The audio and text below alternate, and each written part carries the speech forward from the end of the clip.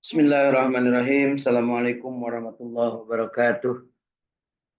Alhamdulillahilladzi arsala rasulahu bil huda wa dinil haq liyudhhirahu 'alad dini kulli wa kafa billahi syahida walau karihal musyrikun. Asyhadu an la ilaha illallah wahdahu la syarikalah lahul mulku wa lahul hamdu yuhyi wa yumiitu wa huwa 'ala kulli syai'in qadir. Allahumma shalli ala sayyidina Muhammad wa ala ali sayyidina Muhammad. Kama shallaita ala sayyidina Ibrahim wa ala ali sayyidina Ibrahim wa barik ala sayyidina Muhammad wa ala ali sayyidina Muhammad kama barakta ala sayyidina Ibrahim wa ala ali sayyidina Ibrahim fil alamin innaka Hamidum Majid. Wa qala Allah ta'ala fi kitabihil karim a'udzu billahi minasyaitonir rajim bismillahirrahmanirrahim. Walillahi 'alan nas hijjul bait man istata'a ilaihi sabila. Wa qala an-nabiyyu sallallahu alaihi wasallam al-hajju arafah. Alhamdulillah Bapak Ibu jinten yang biasa ikut ngaji unggal dinten, hari ini hari Jumat sehari menjelang pelaksanaan prosesi ibadah haji di Tanah Suci Makkah Al-Mukarramah, di mana hari ini kita menyaksikan lewat media digital melalui jalur-jalur televisi ataupun melalui streaming ataupun melalui kabar dari sahabat-sahabat kita yang sedang berada di Arafah. Mulai hari ini mereka sudah ada yang berada di Mina untuk melaksanakan persiapan atau melaksanakan penyiapan diri untuk menuju ke Arafah di esok hari. Hari Jumat ini mereka menuju ke Mina untuk melaksanakan tarwiyah. Kemudian besok akan berada di Arafah tanggal 9 bulan Zulhijjah menurut penanggalan yang ditetapkan pemerintah Saudi Arabia. 9 Zulhijjah jatuh pada pemerintah pada tanggal 17 Juni yaitu hari Senin. Ada selisih hari dalam penghitungan dan artinya di Saudi Arabia sana akan lebih dulu melaksanakan sholat Idul Adha dibanding di tanah air. Itulah kondisi saat ini akibat dari jauhnya jarak dan juga penghitungan yang dilakukan oleh masing-masing penguasa di masing-masing area. Alhamdulillah hari ini kita dalam keadaan hidup, berbahagia, istiqamah untuk tetap berjamaah membaca ayat-ayat suci Al-Quran. Bahagia kita buktikan dengan getaran kolbu, ucapan lisan, dan juga dengan memanfaatkan kesempatan untuk menggunakan seluruh potensi lahiriah diri kita untuk menjadikan kita tetap istiqomah berada di jalan Allah Subhanahu wa taala dengan tetap berjamaah membaca Al-Qur'an. Baca yang dilanjutkan dengan memahami, kemudian dilanjutkan dengan mengamalkan dan diupayakan sampai kita menikmati dari tiap ayat yang kita baca dan pada akhirnya kita akan mendapatkan kesempatan untuk menceritakan kembali atau menyebarluaskan atau mendakwahkan untuk sesama manusia.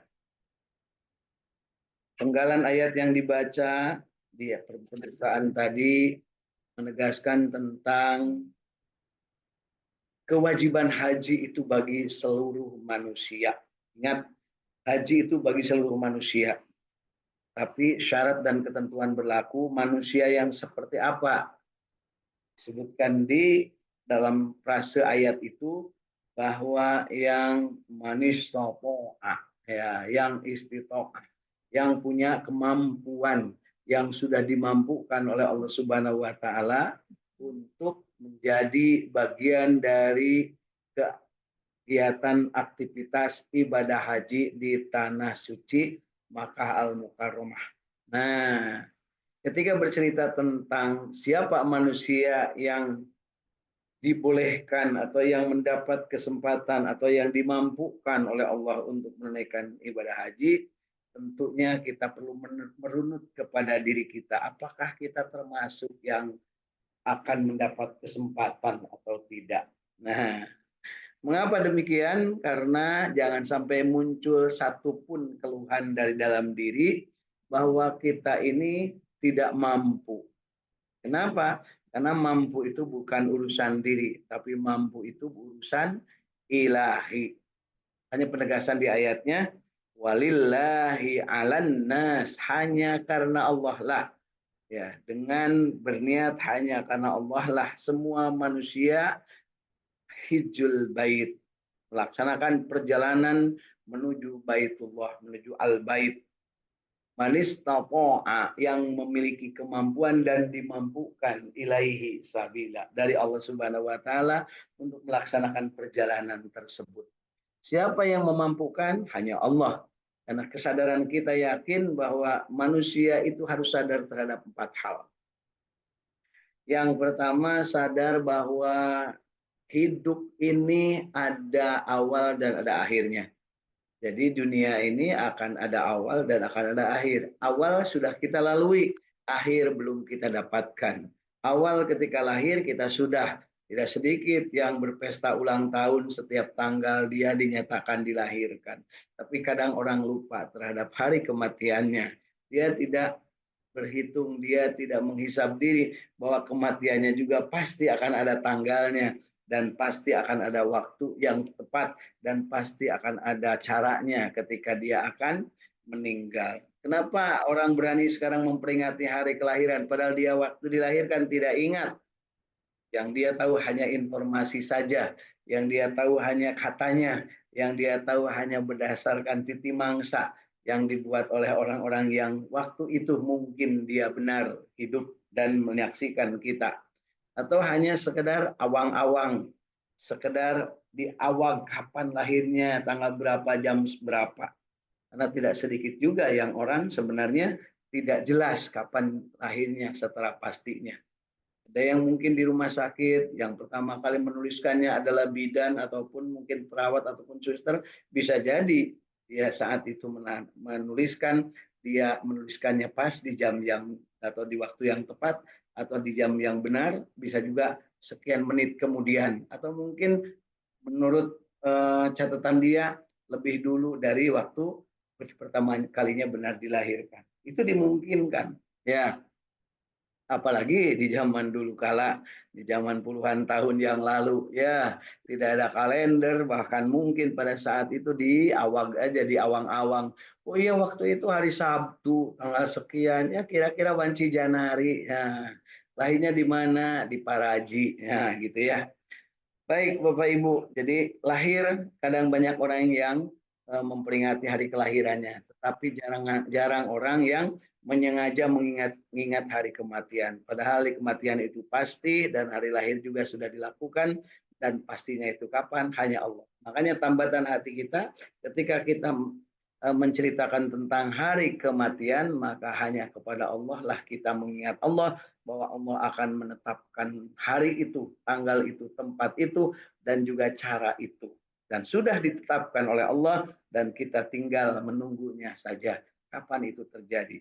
Yang harus dipastikan bahwa waktunya itu kita tidak bisa memastikan, tempatnya juga tidak bisa. Yang harus kita upayakan, ikhtiarkan adalah cara kita mati. Nah, cara kita mati yang harus selalu kita upayakan adalah mati dengan keadaan husnul khatimah. Salah satu upaya mati husnul khatimah adalah diantaranya berjihad di jalan Allah. Kalau bagi perempuan melahirkan, ya kemudian meninggal, ataupun mungkin sedang berjuang di jalan Allah atau tertabrak kereta api, tertabrak mobil, kecelakaan di jalan, kesambar petir, ataupun hal-hal yang tidak terduga lainnya. Tetapi apakah semuanya seperti itu? Tidak. Fenomena saat ini yang banyak adalah mati dalam keadaan berada di rumah sakit, dalam keadaan sedang diinfus, dalam keadaan sedang berada di tempat yang ruangan ber-AC, yang menurut perhitungan masa di ruang ber-AC nyaman begitu orang mati ya. Yang banyak mati itu kan di tempat sengsara, ya, di tempat panas, di tempat yang mengerikan. Tapi ternyata saat ini lebih banyak yang meninggal di tempat yang sangat nyaman menurut ukuran hidup, tapi ternyata Allah mencabut nyawanya melalui malaikat Israel justru di tempat-tempat yang mahal. Kalau tidur pun di situ lebih mahal dari tarif hotel ya. Pelayannya juga khusus, apa namanya, punya keahlian, dokter spesialis, bahkan beberapa tim yang mengkondisikan supaya nyawa itu tidak lepas dari jasad, artinya berusaha untuk sembuh. Tapi itulah kalau sudah ketentuannya. Wallahu a'lam. Nah, termasuk diantaranya orang yang mati sedang dalam keadaan membaca Al-Quran, sedang beribadah, sedang belajar, sedang mengikuti acara pengajian atau majelis sholawat atau majelis taklim. Mudah-mudahan kita termasuk yang itu ya. Ya, tidak mahal, murah ya, berada di masjid, sedang sholat, kemudian meninggal. Ya, tidak ditungguin baik oleh spesialis ataupun oleh yang tim-tim yang super mahal. Ya, tidak juga disuruh membayar gratis kalau di masjid. Tapi sekarang langka orang yang meninggal di masjid. Mudah-mudahan kita termasuk yang berencana untuk meninggal di masjid dalam keadaan sedang beribadah. Insya Allah ya. Amin. Nah, hal kedua yang harus jadi kesadaran setelah kita sadar bahwa mati itu pasti terjadi dan tidak bisa diulang dan tidak bisa diundur ataupun dipercepat, yang harus jadi kesadaran bahwa rezeki pada diri kita itu sudah ditentukan oleh Allah Subhanahu wa taala dan tidak akan tertukar. Jangan bilang-bilang ya.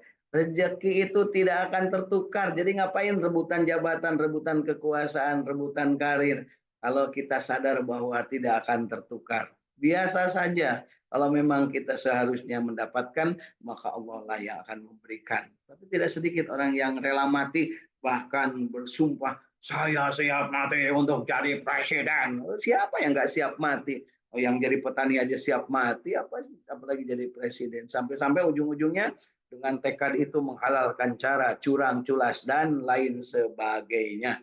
Di mana itu? Dulu di zaman Fir'aun, di zaman Namrud. Sekarang insya Allah tidak beda. Ya, apakah ada yang begitu? Pasti ada, karena kita masih di dunia. Namrud tidak akan hilang di dunia, Firaun tidak akan hilang di dunia, ada Haman, ada Qarun, tapi jangan lupa di dunia juga akan tetap ada Ibrahim, akan tetap ada Musa, dan meskipun Abu Jahal ada ribuan, di dunia tetap akan ada Muhammad yang akan terus dibimbing oleh Allah Subhanahu wa taala untuk menjadi penegak keadilan. Masya Allah, rezeki tidak akan tertukar, nggak usah korupsi, tidak akan mati. Nah, gitu ya. Apalagi korupsinya ngajak anak istri dan juga cucu cicit serta kronik-kronik. Masya Allah, ya.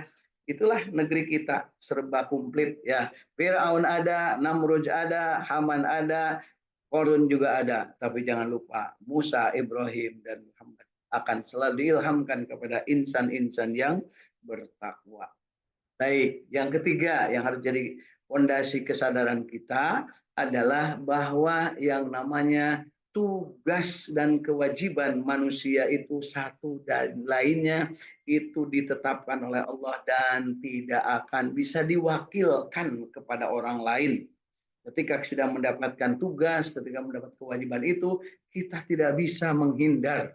Kita tidak bisa mewakilkan kepada orang lain karena Allah sudah memberikan kepada kita tugas masing-masing. Wa ma khalaqtul jinna wal insa illa liya'budu.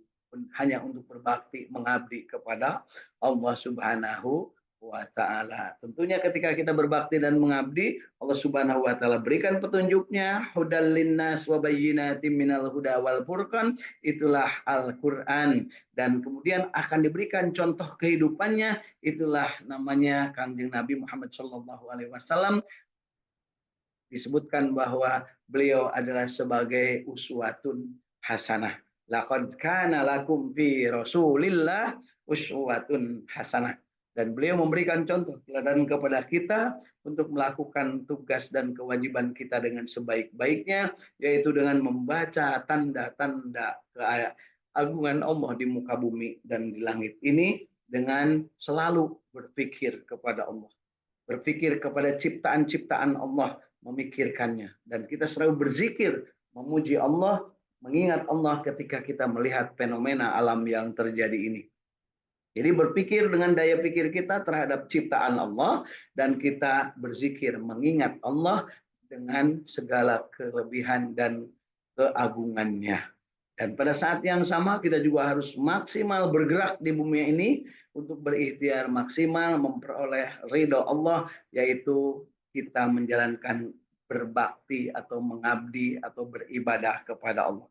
Hakikat ibadahlah adalah bergerak dari mulai syahadat, menggerakkan bibir, menggerakkan hati, kemudian menggerakkan seluruh kesadaran kita untuk la ilaha illallah Muhammadur Rasulullah. Hanya kepada Allah kita bertuhan dan kita mencontoh Rasulullah Sallallahu Alaihi Wasallam. La tusyrik billah.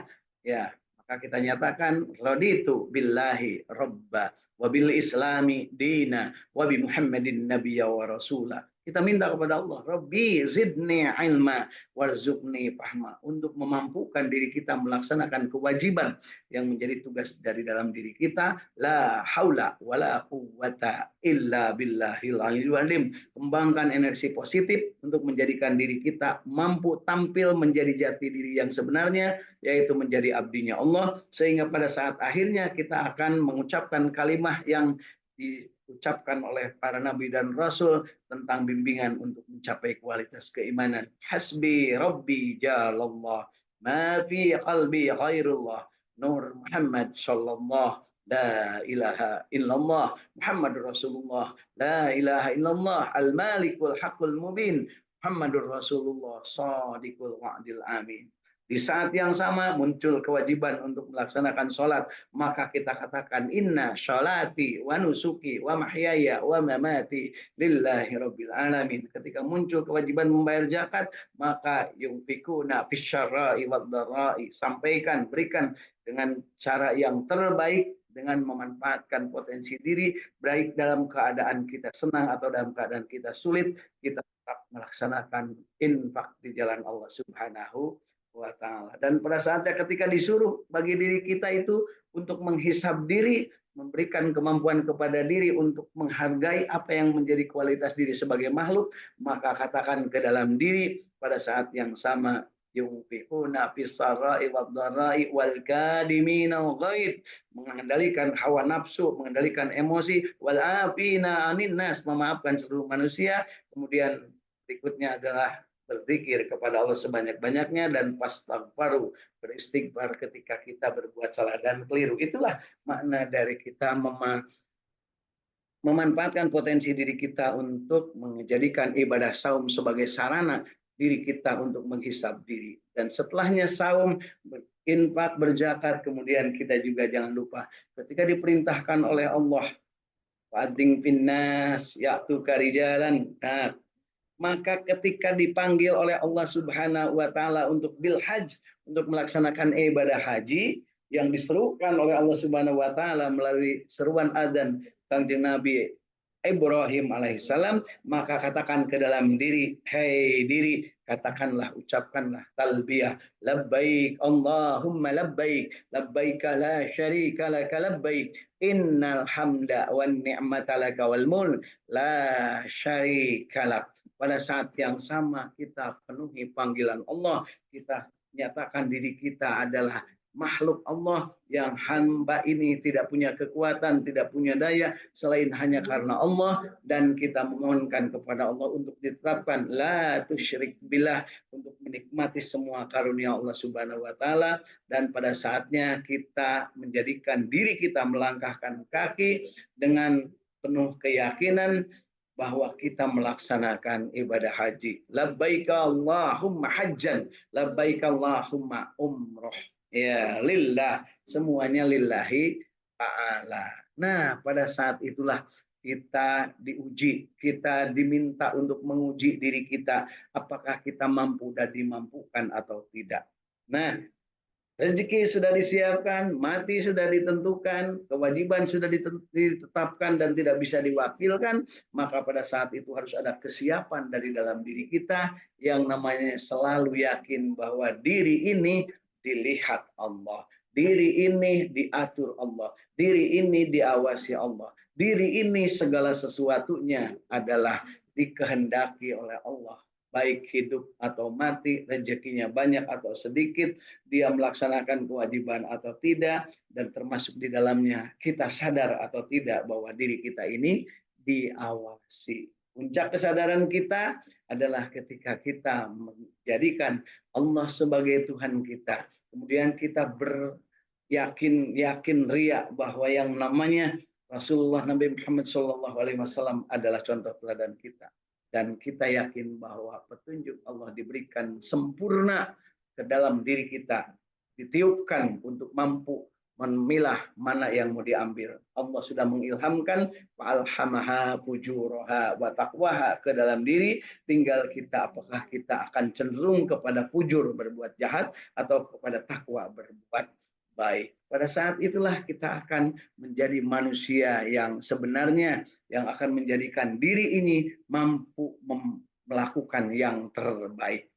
Nah, saudara sekalian, sahabat Dinten yang berbahagia, ketika kita cerita tentang jalan benar dan jalan salah yang diberikan oleh Allah potensinya di dalam batin kita, di dalam kalbu kita, maka mari kita ketahui mana jalan yang soleh itu, mana jalan yang benar itu, mana jalan yang takwa itu. Jalan yang takwa disebutkan dalam beberapa ayat dari surat Al-Quran, ya, di antaranya di dalam surat 61 ayat ke-9, ayat 8, surat 87 ayat ke-14 dan 15, dan surat ke-62 ayat ke-4. Ada beberapa yang disebutkan karakteristik manusia yang mendapatkan jalur takwa dalam hidupnya. Yang pertama, dia senantiasa bersyukur. Yang kedua, dia bersabar. Yang ketiga, dia penyantun, ya, menyantuni orang lain. Yang keempat, dia penyayang.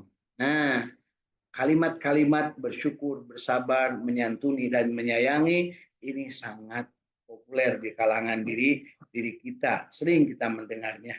Kemudian dia bijaksana. Bijaksana itu mampu membedakan mana diri, mana orang lain, mana hak diri, mana hak orang lain, maka kewajiban diri, mana kewajiban orang lain. Kemudian berikutnya adalah dia senantiasa bersegera bertobat. Nah, bersegera bertobat ketika berbuat salah. Kemudian berikutnya adalah dia Ra'ufur Rahim, mengambil kalimat dari Al-Quran tentang sifat yang baik, yaitu dia akan memiliki rasa yang lembut hati, ya, sifat Rahman, bersifat Rauf, bersifat sangat sayang, sangat dedeh kepada orang lain, lemah lembut, sopan, santun, dan senantiasa, ini yang sekarang lagi sulit, mencari model-model manusia yang senantiasa jujur. Ya, jujur itu ternyata hanya ada di dalam sumpah jabatan. Ya, saya akan menjalankan jabatan ini bertakwa kepada Tuhan Yang Maha Esa.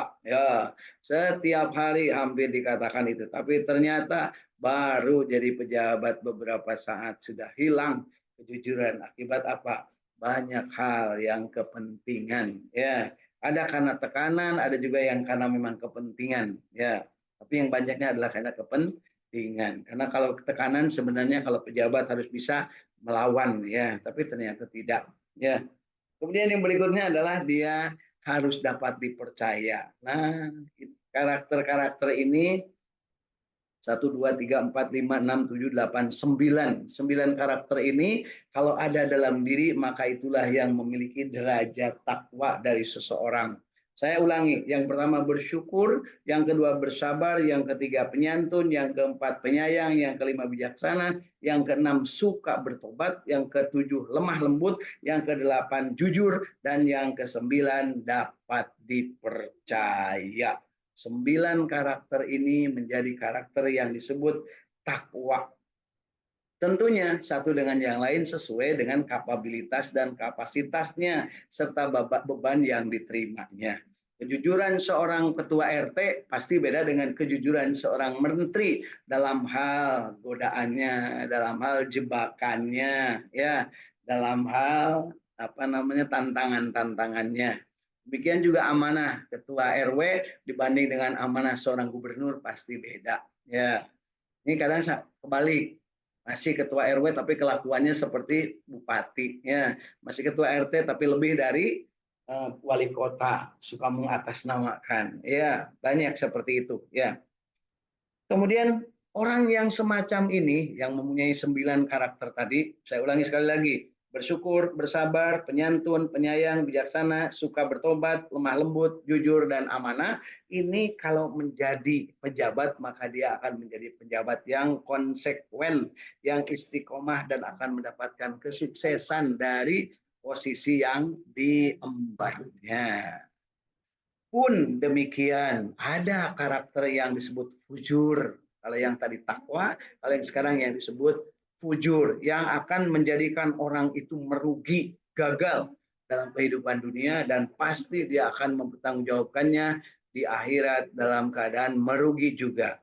Siapa mereka? Nah, jangan salah juga ya, bahwa ada hal-hal yang begitu kental bisa mengotori jiwa-jiwa kita. Yang pertama, memperturutkan sifat tergesa-gesa, selalu terburu-buru, hayang gera-giru anggus, hayang gera-giru, hayang gera-gitu itu, pengen cepat, pengen tergesa-gesa. Kalau perlu libas sana, libas sini, sikut sana, sikut sini, yang penting keinginannya terlaksana. Kalau perlu ganti undang-undang, kalau perlu yang umur belum cukup pun didedetkan. Kalau tidak cukup umurnya, maka ganti undang-undangnya, ganti aturannya. Apa yang terjadi? Ya itulah kelakuan manusia. Kemudian yang kedua, setelahnya dia bergesa-gesa, kemudian dia berkeluh kesah. Keluh kesah, seorang pemimpin sekarang lagi musim di negeri ini mengeluhkan rakyatnya, curhat kepada lembaga dunia tentang rakyatnya. Padahal harusnya dia adalah salah seorang dari rakyat, dan rakyat yang dipilih dia sebagai pemimpinnya juga harusnya yang belain dia, belain rakyatnya di depan para bangsa-bangsa lain. Bukannya dijadikan curhat untuk dapat bantuan. Inilah rakyat saya susah, rakyat saya miskin. Iya, yang susah tuh bukan rakyat, sebenarnya kamu pemimpinnya yang miskin, yang susah. Itu harus sadar ya. Nah, ini harus ngajinya ini harus seperti ini sekarang ya. Jangan sampai kita itu banyak dijual sampai ngutang kemana-mana, dijualnya untuk kemakmuran rakyat. Padahal bohong, yang sebenarnya adalah untuk kemakmuran dirinya sendiri dan kelanjutan dari dinastinya sendiri. Ya, ini perlu ditegaskan. Jangan sampai kita dikelabui dan terus-terusan dibohongin karena mereka akan mati, dan ketika mereka mati maka kita adalah sebagai bangsa yang akan menanggung semua akibat kelakuan-kelakuan para pemimpin yang tak beretika dan tak bermoral semacam itu. Ya. Wah, nggak mungkin Pak tak bermoral, tak beretika, kan mereka selalu sumpah jabatan, selalu mereka bertakwa kepada Tuhan yang Maha Esa, bertakwa, bertakwa, bertakwa. Itu ternyata omong kosong. Ya, di depan kita nyata bahwa kemanusiaan yang adil dan beradab. Buktinya apa? Rakyat kecil digusur, rakyat yang makmur malah diberikan karpet merah. Ya. Berikutnya adalah selalu gelisah, selalu galau. Ini ciri-ciri orang yang fujur, orang-orang yang tidak bertakwa, artis orang-orang yang akan merugi di dunia dan di akhirat. Yang pertama tergesa-gesa, yang kedua berkeluh kesah, yang ketiga gelisah atau galau. Yang keempat adalah tidak mau berbuat baik. Sekalinya berbuat baik hanya untuk kampanye, hanya untuk memperoleh suara, itu pun dengan bohong. Seharusnya 600.000 untuk rakyat, sebelum nyampe kepada rakyat, di tingkat menteri sudah dipotong 10.000. Itulah bansos di negeri, antah berantah. Ya. Kemudian berikutnya pelit. Sekalinya memberi dilempar-lempar dan tidak untuk mendapatkan keridhaan Allah, tidak mencontoh Rasulullah, memberikan sembako dengan dilempar, memberikan baju dilempar-lempar, memberikan sarung dilempar-lempar. Padahal tidak ada contohnya semacam itu untuk seorang Muslim, apalagi yang berpredikat sebagai pemimpin. Ya, pelit sekalinya memberi dengan ada maunya. Kemudian yang berikutnya adalah kufur nikmat.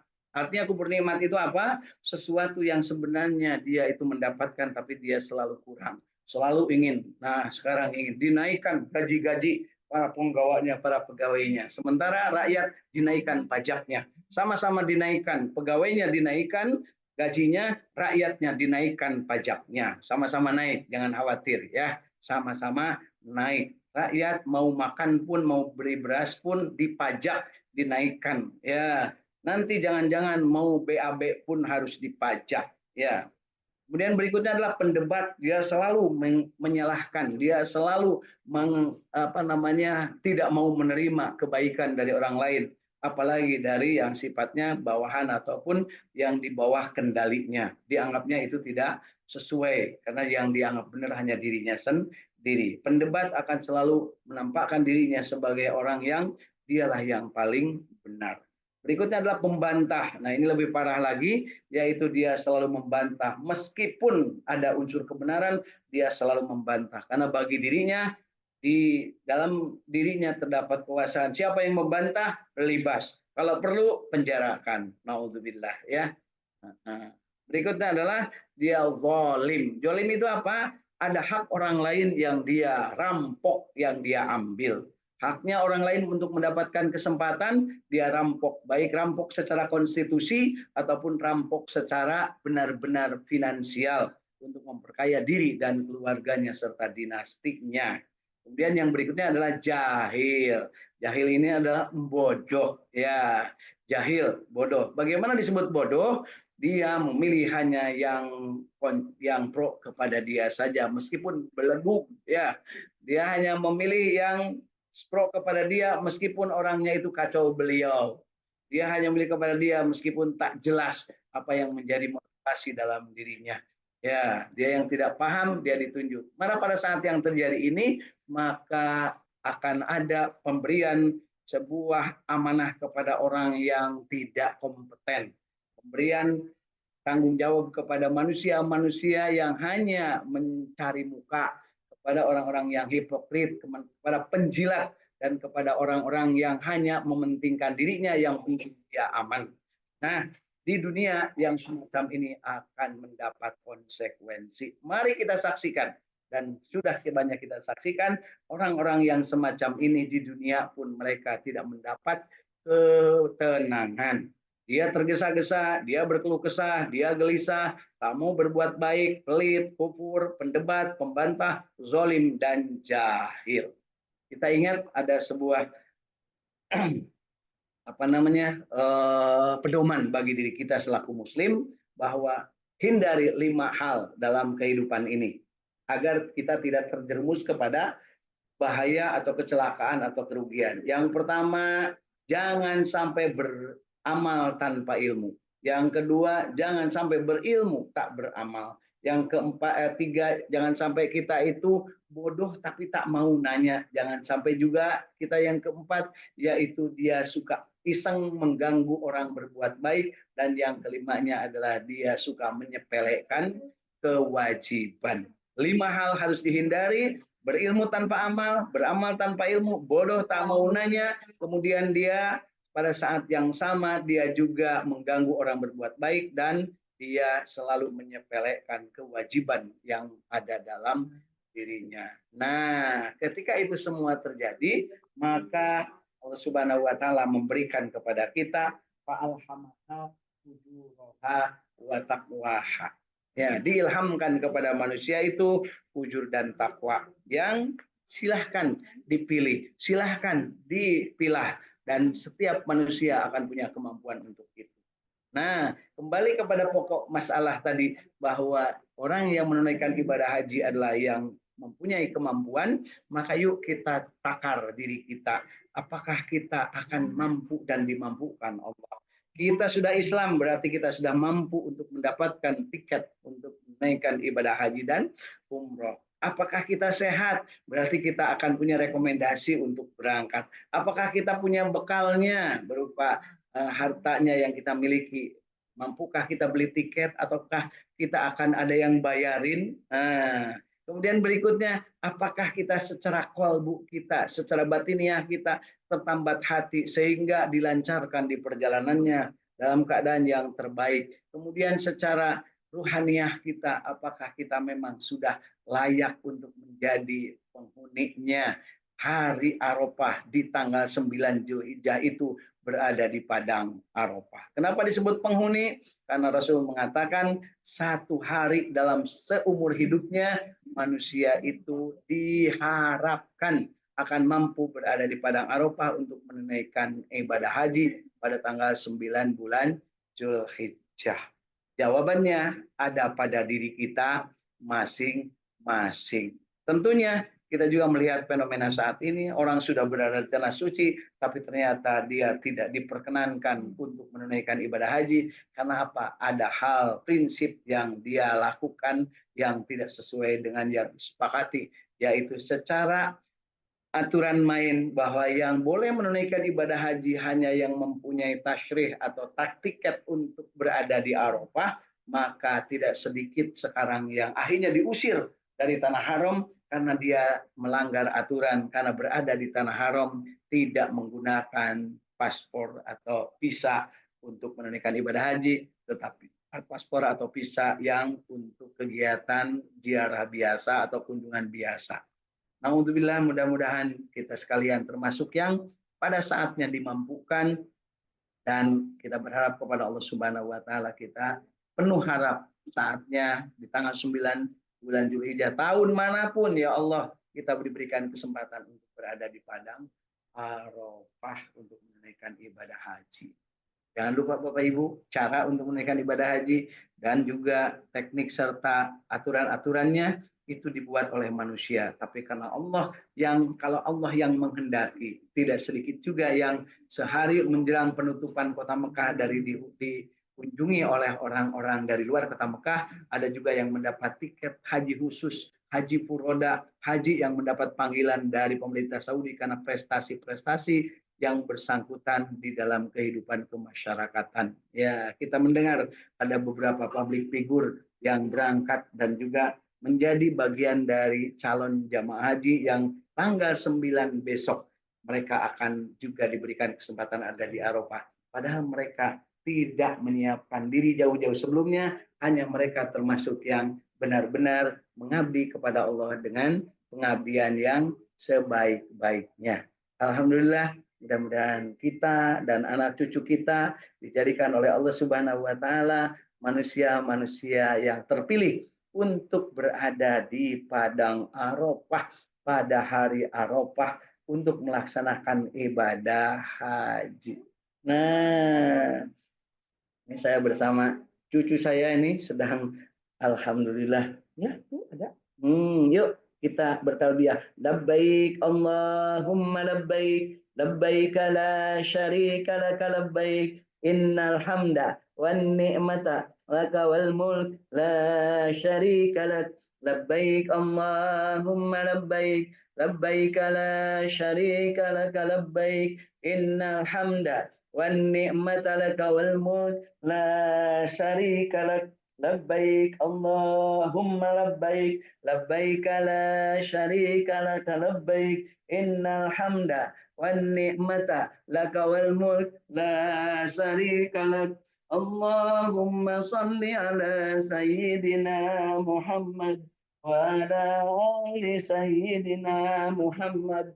Allahumma inna nas'aluka ridhaka wal jannah wa na'udzu bika min sakhatika wan nar. Rabbana atina fid dunya hasanah wa fil akhirati hasanah wa qina adzabannar. Wadhilnal jannata ma'al abrar. Ya Aziz ya Ghaffar ya Rabbal alamin.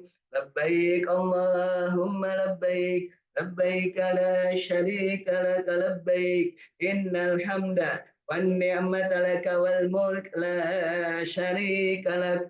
Demikian, mudah-mudahan bermanfaat. Subhanakallahumma wa bihamdika asyhadu an la ilaha illa anta astaghfiruka wa atubu ilaik. Assalamualaikum warahmatullahi wabarakatuh.